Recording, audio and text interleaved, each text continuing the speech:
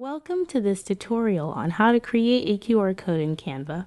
To begin, open Canva and start a new project.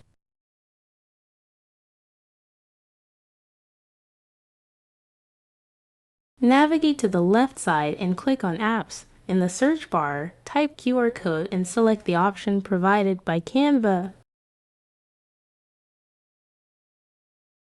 Click to open. Next, enter the URL that you want people to be directed to when they scan the QR code.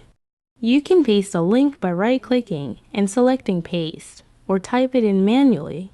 Customize the QR code by adjusting the background color, margin, and other settings. Once you're satisfied, click on Generate Code. The QR code is now created. Click on it and position it where you want it in your design. You can add icons or text to indicate the purpose of the QR code, such as linking to your YouTube channel.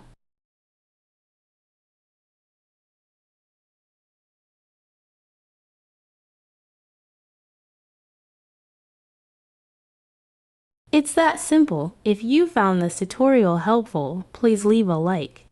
Thank you for watching.